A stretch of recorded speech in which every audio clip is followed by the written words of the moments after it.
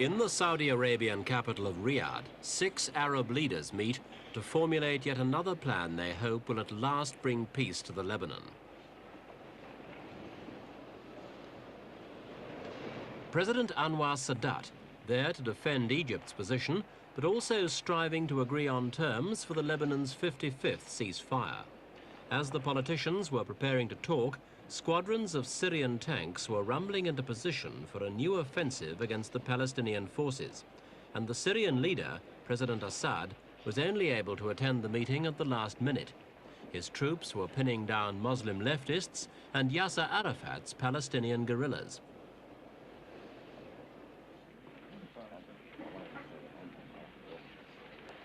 The new plan was for a fresh ceasefire and the organization of a multi-nation peacekeeping force.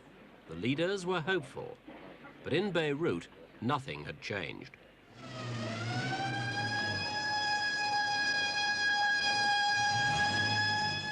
On the eve of the conference, 80 people were killed and 200 wounded. Schools and hospitals were damaged. On the day of the meeting itself, people stayed off the streets. They've learned that ceasefire agreements in the past have often been followed by fierce fighting. In all, during the 18 months of civil war, well over 40,000 people have died.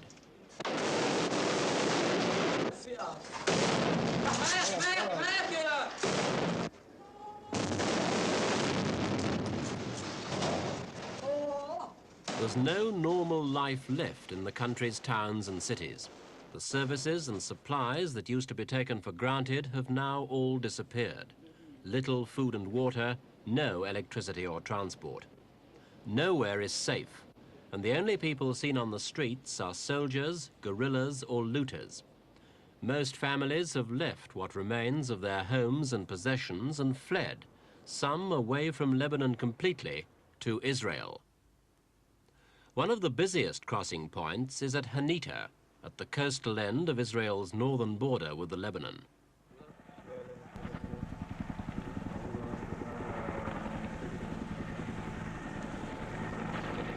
This is where the first refugees aimed for. It doesn't look a particularly hospitable stretch of desert, but it's a welcome sight for the hordes of homeless, for this is the gateway to a new future.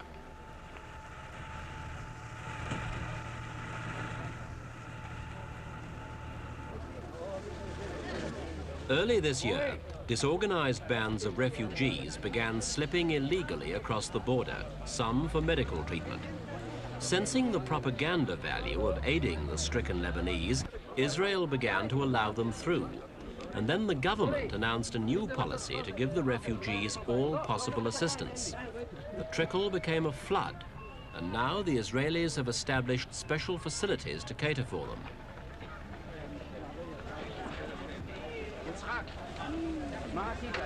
The Israelis say they make no distinction. Christians and Muslims alike are welcome if they are in need of help. The cooperation's extended even further than to providing emergency aid. For the military authorities are helping some of the Lebanese war victims to organize sightseeing tours to Christian holy places in Jerusalem, Bethlehem, and Nazareth.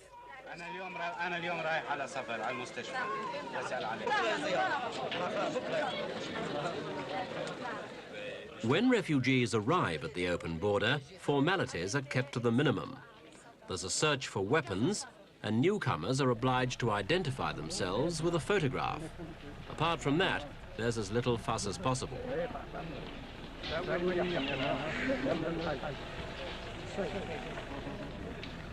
Villagers from southern Lebanon say that if conditions return to normal in their own country, they'll recross the border and try to take up life where they left off. But in the meantime, all are grateful for the security they're finding in Israel.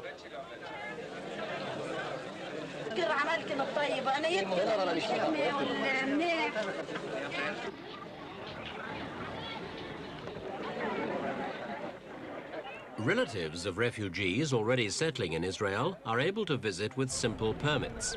It's one of the moves aimed at making life easier for those Lebanese war sufferers who choose to continue to live north of the border.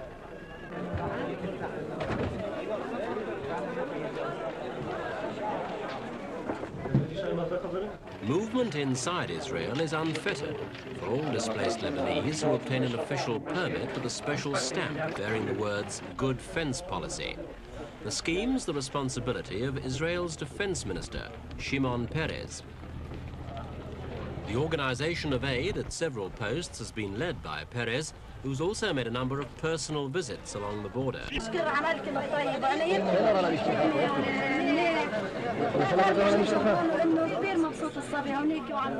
Peres has come in for criticism over his plan. Some say the open border is a way of covering up Israeli infiltration of southern Lebanon, or at least that Israel's using the opportunity to influence the Lebanese. And what we are trying to do is really to establish a model of good neighborhood.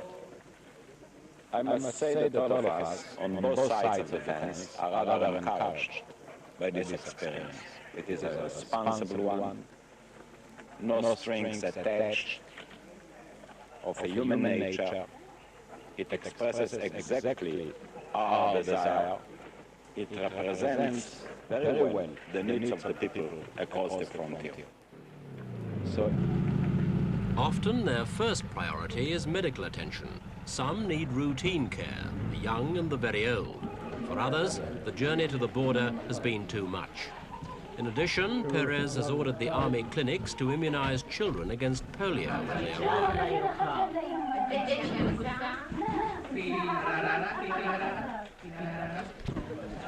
The army has set up a number of new clinics along the border to cater for these war sufferers.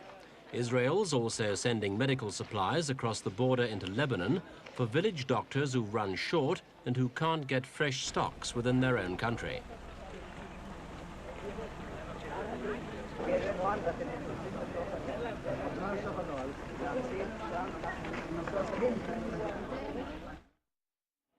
Money's another priority. One function of the border posts is to change virtually useless Lebanese currency for refugees so that they can buy the food they need and replacement clothing inside Israel.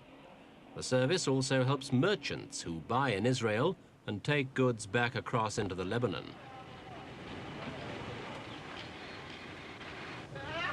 The border posts have become focal points for traders, some of whom run a shuttle service between the two countries, collecting hard-to-get items and selling them to those remaining in the Lebanese border settlements. Medical supplies and other essentials make up much of this trade, but even water and petrol are moving in bulk between the neighboring states.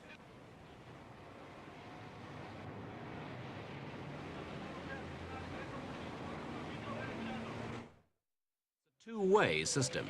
Lebanese farmers are also now finding a ready market across the border with their former enemy. In fact, Israeli agricultural experts have offered to cross the border to help farmers and producers with their problems, while some of the Lebanese have welcomed help and advice on how best to grow their tobacco and rear cattle under the conditions imposed by the war. The system's worked well, though some Lebanese tobacco growers have complained about the low price the Israelis have offered for their crop.